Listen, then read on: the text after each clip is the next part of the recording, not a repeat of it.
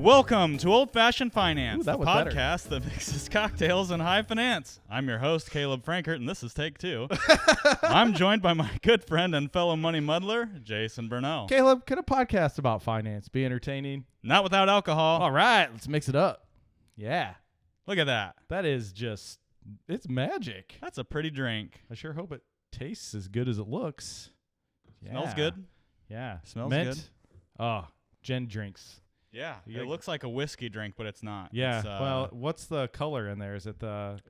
Hold on, the partner. We'll get to it. All right, We'll get I'll to just it. be quiet. It's a beautiful, cold, dreary, rainy April day, like April's supposed to be. Exactly. We've been spoiled with really, really good weather. Yep. I've already been to 3 baseball games. Yeah. Me 0. Baseball season started up. I'm coaching again. It is the most wonderful time of the year. I'm just gonna say it. Opening day should be a national holiday. Yeah, you have an. How dare you make me work on you opening have day? an unreasonable love for baseball. I wouldn't say unreasonable. There's so many things to love about baseball. Yeah, I suppose. You know what? Mm-hmm. I will say that while I might be kind of a baseball purist, yes, you know, those guys that are really rigid, set in their ways. Mm-hmm. I like some of the changes that Major League Baseball has made this year. Yeah, with the pitch clock. I'm not sure that I like. They didn't eliminate the shift. They eliminated how far you could go with the shift. Right. There's a part of me that says, hey, look, buddy, if they're opening up the whole left side of the field, daring you to hit there, just hit there. Right.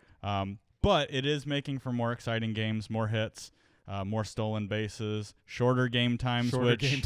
Depending on where you stand, if you love baseball like me, I'm getting used to shorter game times. But look, some of what I love about baseball is that it's got that pace, the leisurely, like, yeah, we got a game to play here, but we're going to take our time and enjoy this. Yeah. Why are we talking so much about baseball today? I don't know. You just dove right into it. Look at that. We're talking about baseball today because there are a lot of I've always said lessons that we can take from a finance perspective from America's pastime. So we're talking Moneyball today. Moneyball, yeah. Moneyball. Yeah. Now this is something I can get behind. Yeah. You know, you cue the nerds. Yeah. You know, like so if you like statistics, finance, and baseball, ooh, yeah, Moneyball is for you. Now, you know, we're cutting edge here on this podcast. We're talking about a movie that came out in, 2003 or something like that? I don't remember. 2011. Based on a 2003 the book came out book by Michael Lewis. Yes. Yeah, I had to do a little bit of snooping because I was trying to remember all the, you know, I guess kind of the one-liners from the movie. There's a lot of them. There's a lot ton of good ones. There's a ton of them, yeah. So, yeah, this is going to be fun. I mean, baseball's kind of boring to me. Oh. Okay, I know. You're kind of boring to me. Sorry, I'm gonna try to stop that. That is 100% true. So I'm with you. The games that I've watched at pitch clocks, it's great.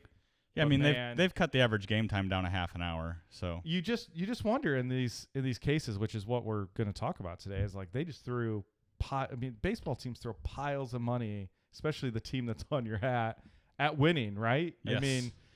And this movie this concept is based on a true story. Yes. You know, kind of threw that out in the garbage can. It's really I like you know, let's put it this way.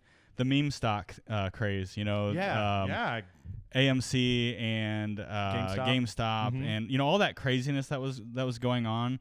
There's a part of you that's like, "Oh, that's not what investing or stock trading is about." But there's also a part of you that's like, "Man, look at what these guys did. They're thinking differently, and they just set the world on its ear." Exactly. And it's kind of what they did in Moneyball. Yeah. You know, it's a game that's really entrenched in its history and its rich traditions. Mm-hmm. And then you just go, we're going to do this a little bit differently. And if you don't like it, stop us.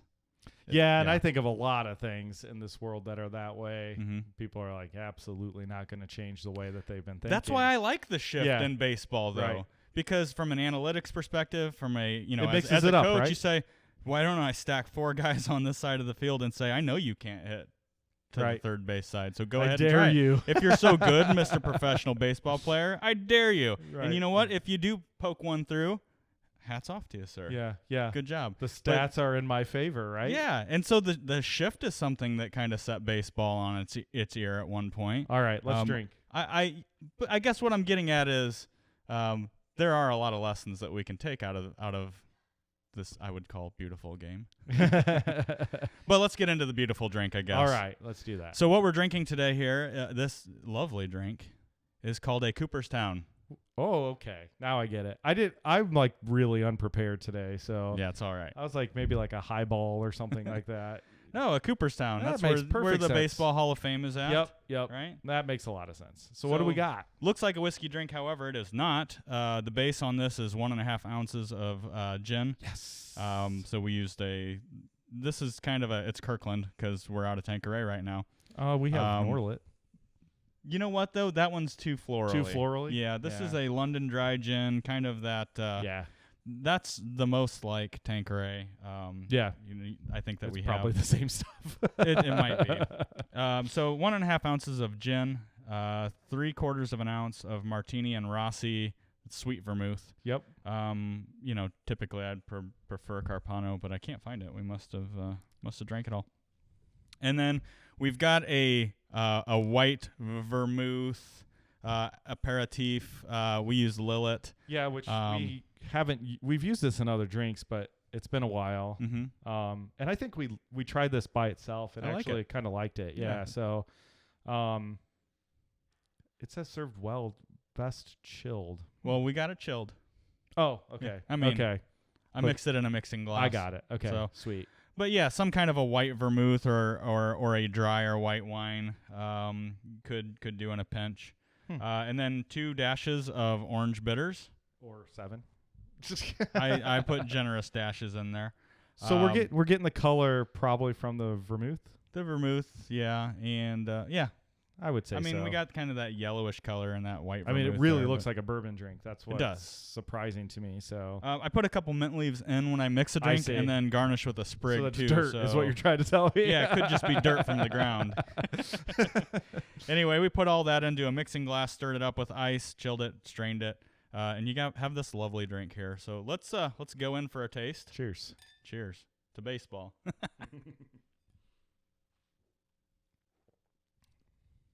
Oh, wow. Oh, that's like a winner. That. Wow. That's really good. I would say that is an elegant drink. Yeah. I feel really fancy. I'm going to put my pinky out on this one. Yeah. Okay, so I definitely get this Lillet Blanc. There's a lot of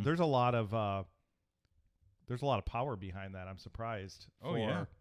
I mean, it's all booze, but sure. Dang, that's really good. It's good. It's I think there's a smoothness to it that's coming from this white vermouth. I think it or dry vermouth kind of calms down the gin just a little bit, but man, that's really good. But you definitely still have like the botanical flavors from the gin coming through. But that ment's pulling that through too. Yep. No, man, that's really don't notice the sweet vermouth in there. It is a little sweet, I guess. It's definitely a sweeter drink. I mean, and compared to what gin is by itself. No, that's great. That's really smooth. Try this one at home. I mean, that's going to go on the list of remakes. Yeah.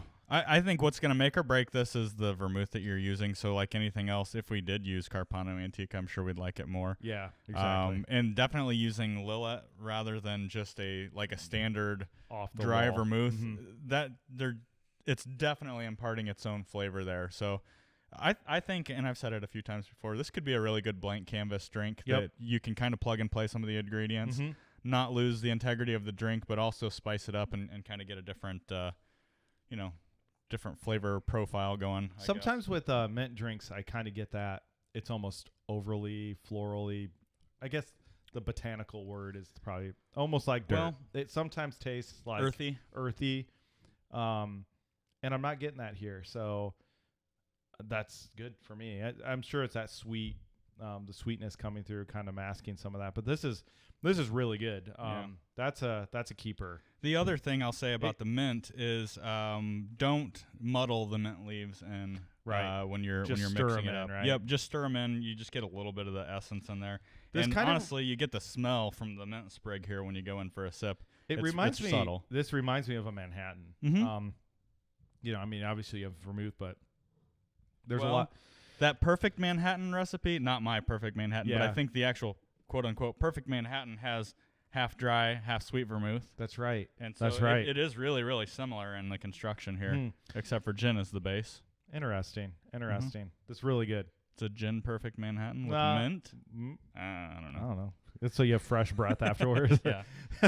Cool. Sweet. Well, I good like one. it. I think it's a winner. Cooperstown, right?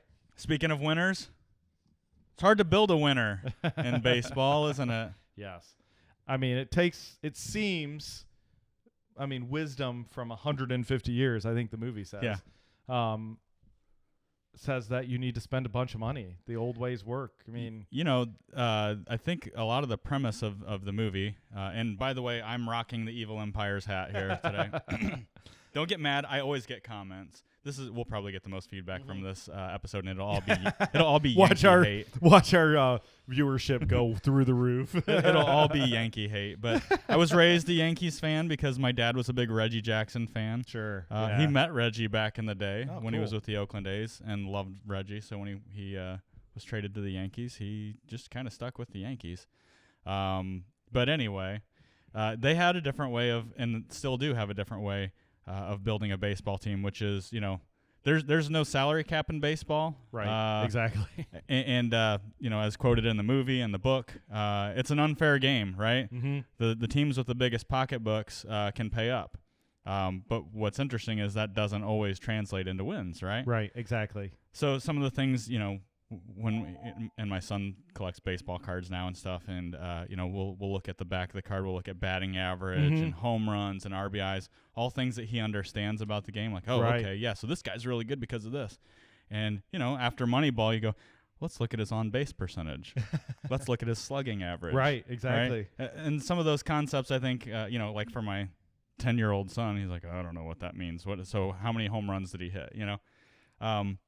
But the I mean, idea one of the quotes is, right here. I mean, you get on base, we win. Yes. You don't, we lose. Yeah, and absolutely. So I think in one of the scenes you remember where they he can't do anything except he gets on base. I don't remember who the player was. Yeah, they'll look at his batting average and say, well, why are we bringing him in? Look at his batting average. His fielding is not where it used to be. Right. He's a shell of himself. But somehow, somehow he gets on base. Well, yeah, he walks a lot, and for whatever reason, he gets hit by pitches a lot. Okay, and Billy Beane, the general manager, and Paul D. Podesta was the assistant general manager at the time. Who kind of was really championing this whole thing. He's like, I don't care how you get on base. Right. Get him on base. I mean, that is the moral of the story. If we get more guys on base than the other team, chances are we're going to win often than not. That's right. So it's pretty funny. One of the quotes that I kind of forgot about that I've heard in everyday life, maybe I just hear it, with coaching baseball and all that, being around baseball people, was he's never played first base before. You've never played first base before? It's all right. It's not that hard. It's incredibly hard. Yeah, exactly. And I again, but they're focusing on one stat in particular. They're focusing on the eye test. Right. Does this guy look like a player? Does he? This sounds goofy. Does he fill out the uniform well? Does he look like a ball player? Yep. Is he a 3-tool player, 4-tool? Is he a 5-tool player? And what's interesting about this, if you haven't seen the movie, you should watch the movie. Even if you don't really care for baseball. My wife liked this movie. But Billy Beane was one of the most highly touted prospects in baseball when he was drafted in the first round, and he gave up a scholarship at Stanford to go right to the big leagues, and he was one of those mythical 5-tool players. He had it all. He could do everything, right? And so the mentality, I'll set it up. If you've seen it, the Oakland A's lost in the playoffs to a Yankees team that had a much bigger salary, much bigger payroll. And then what happened pretty frequently was Oakland, being a smaller market team, when they built these players up through their farm system, and then they played and proved that they were great players. Yep, they couldn't afford to keep their own players, so the big boys like the Yankees and Red Sox would come and pay them tons of money, and they're like, how do we replace these guys? Exactly. And then they'd start all over. Yeah, then they'd start all over, and then they felt like, well, we're a minor league team for the Yankees at this point. But yeah, the idea was really get on base. And so this is a finance podcast. We have to say that a lot. How does this translate into our portfolios?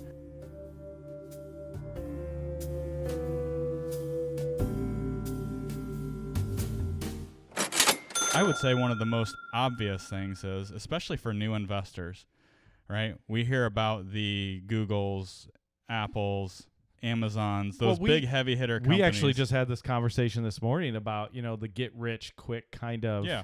People want to hit home runs. Yeah. Not just home runs. They want to hit a grand slam. One of the things I do on a daily basis, and it's just torture. I don't know why I do it, is I kind of look at the biggest winners and the biggest losers in the market. Yeah. And like yesterday, I don't even remember the company, but it was up 613% in one day. Yeah. Okay, come on. Like 1 out of a gazillion chance of that happening. But that's what we focus on. Yeah. Because what do big home run hitters do a lot of?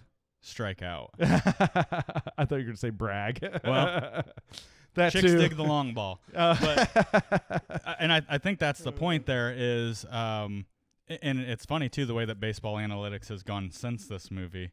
You have more strikeouts because now what they're saying, similar to like the NBA with 3-point shooting and stuff like that, more threes, they're going for the big hit, right? They're going for the home run knowing they're going to strike out more because the home run actually does more positively impact them, and the strikeouts in the grand scheme of things don't hurt as much. So the math nerd in me is saying that really before, 2000, when was it again? 2002.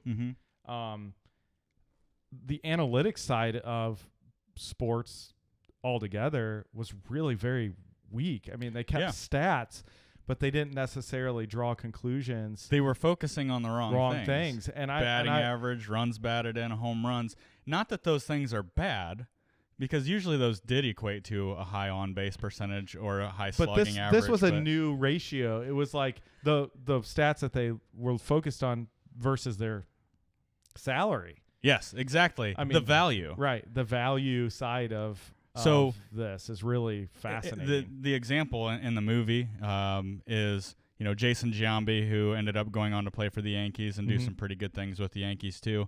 They were devastated by losing really Jason Giambi and Johnny Damon to the big market teams who paid a lot of money.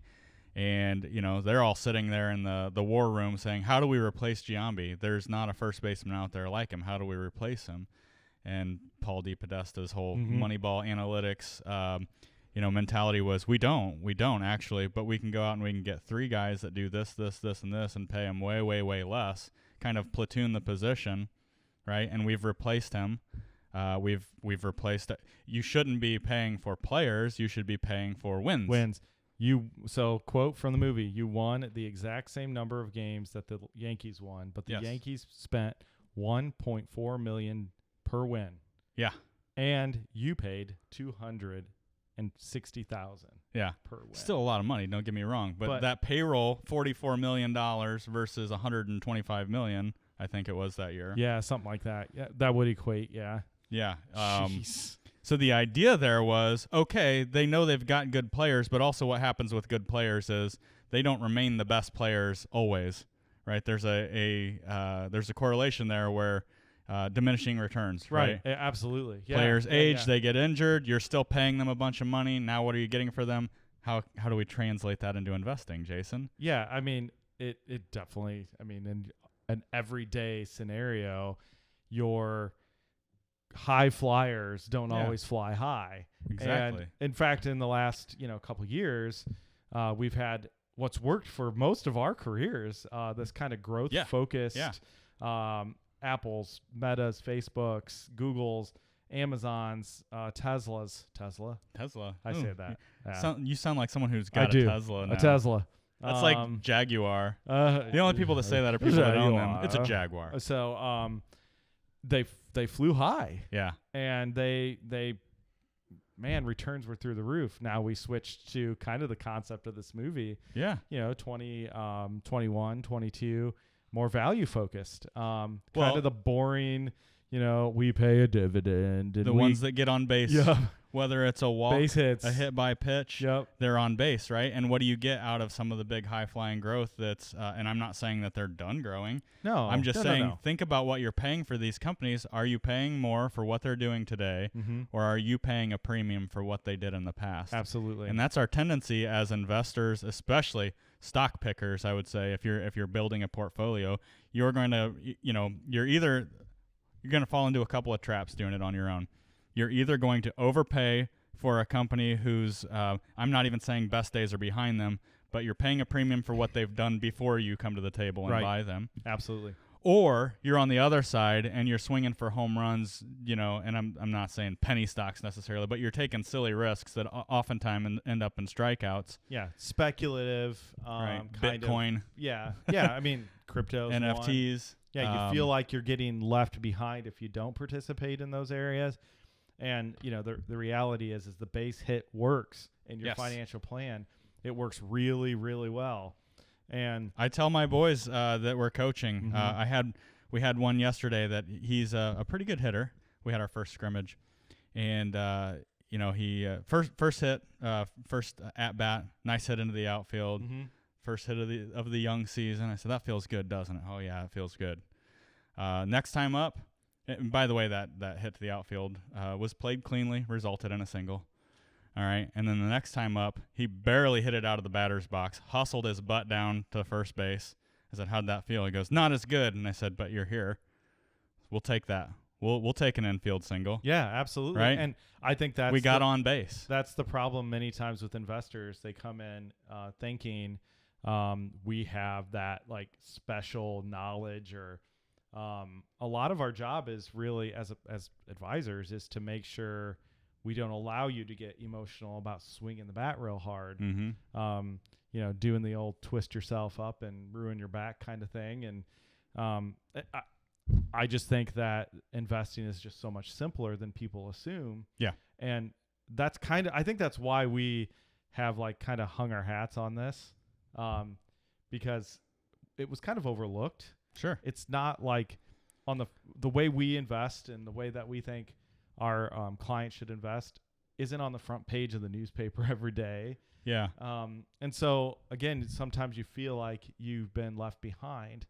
And now we know, you go back to the peak of Bitcoin here in the last couple of years, $65,000 a coin is just like, and then we just watched it just crumble. Why? And for something that could be a giant home run, but what's the likelihood? Right. But it already happened. Like it was like, again, it'd be going out and buying one of the guys off the Yankees roster that is still in their prime. It's going to take a lot of paying him more, and you just don't know what you're going to get from that point. That's I guess the direct analogy.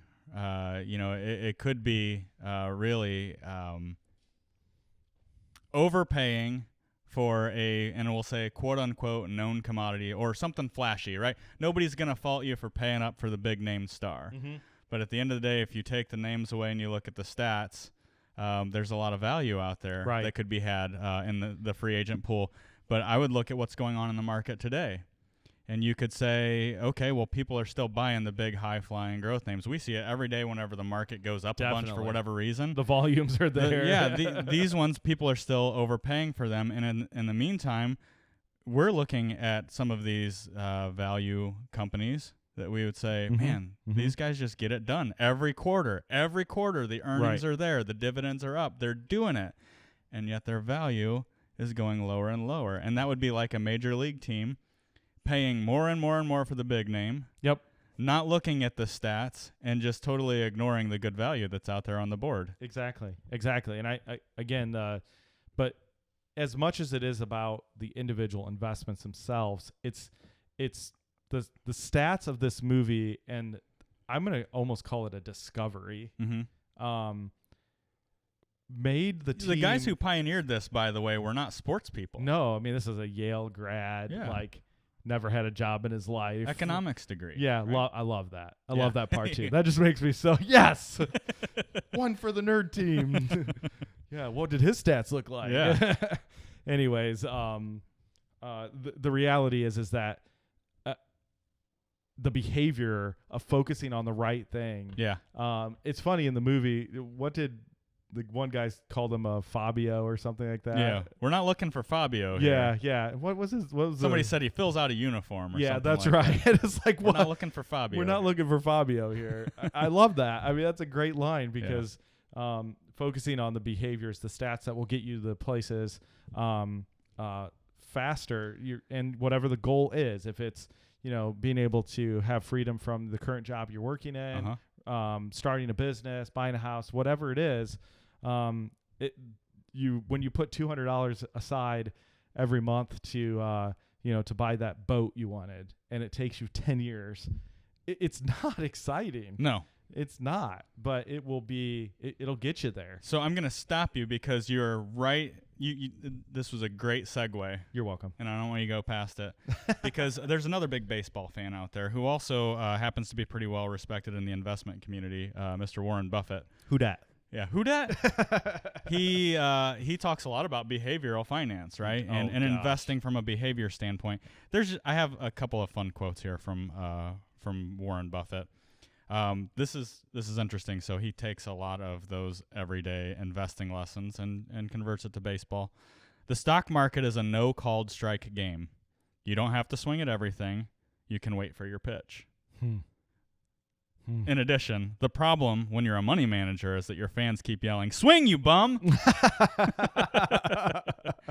Right? But that was another thing in the movie that you'll notice when they started to turn around that season, because at first it looked like it was all for naught. Like, hey, cute idea, but it didn't work. Well, they got into the analytics and they said, okay, so there's a power to not swinging. Like, we don't want to swing at bad pitches. We know that. But you're not going to swing at every good pitch either, because statistically speaking, if we get that pitcher's pitch count up over 105 innings in, now you're facing the relievers. And if you're in the 9th inning and you're facing the 3rd or 4th guy out of the bullpen, we got a lot better chance, right? Right. So, there's another direct. There's a power to not swinging. Right. There's a power to not swinging at everything, and sometimes you might let a good pitch go by. But your little league team, I mean, what is the downloaded normal instinct of every boy that's on your team? I heard it yesterday from another coach on our team, and I wanted to go, and it was, hey, no striking out standing there. If you're striking out, you're going out swinging. And I would say, well, not always. Yeah. What's the strike zone looking like today, guys? Can we let that one go by?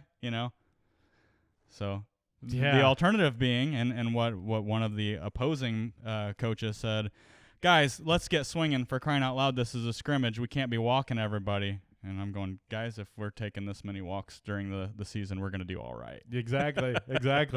So you weren't the guy in the stand saying, swing, you bum? No. I think that's bad at 10-year-old. Somehow I can see that happening for some reason. So, in addition to that, the philosophy there is waiting for the right pitch, waiting for the right deal, right? Waiting for and it's obviously a little different in his world. He's looking for a stock to invest and buy and hold from now until eternity. But, we would kind of look at that and say, we're looking for good value opportunities where one way or the other, whatever happens in the market, whatever happens with the economy, 5 years from now, we're going, yeah, that was a good time to buy that. Yeah. And so I think, again, another, more focus from a financial behavior perspective is, that you got to make sure you understand what you're trying to achieve, define those goals, know that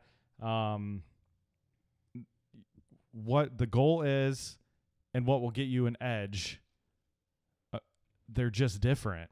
And so you have to determine which thing is priority, okay? And I think that in knowing those goals, having them clearly understood, it'll just go so far. It just will. So I'm going to share 2 more Warren Buffett baseball quotes because I love them. And I think this one's a really, really good one. In investing, just like in baseball, to put runs on the scoreboard, one must watch the playing field, not the scoreboard. Right?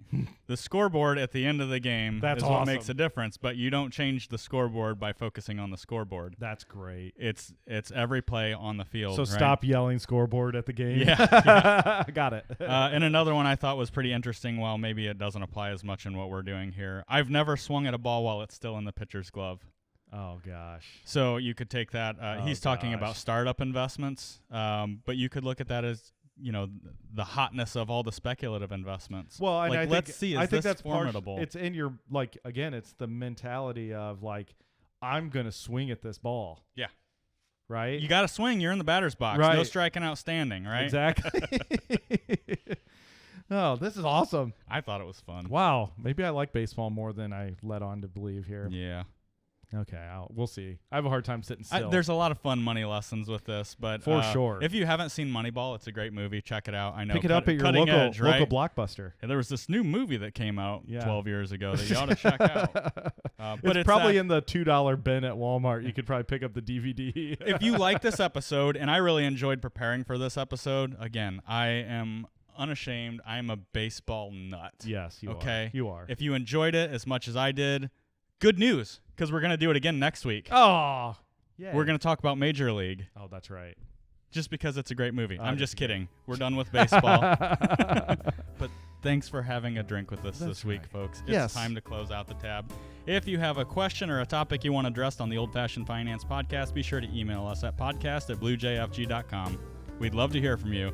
Don't forget to share the show with someone you love or just someone who needs a little money muddling themselves. Boy, that sounded funny. You can stay up to date with the latest action by following us on Facebook. Old Fashioned Finance is brought to you by Blue Jay Financial Group. That's bluejfg.com and produced by Pastime Studios. We've been your hosts, Caleb and Jason.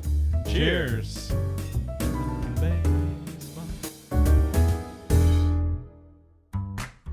Blue Jay Financial Group, LLC. Blue Jay is a registered investment advisor registered with the state of Ohio. Registration does not imply a certain level of skill or training.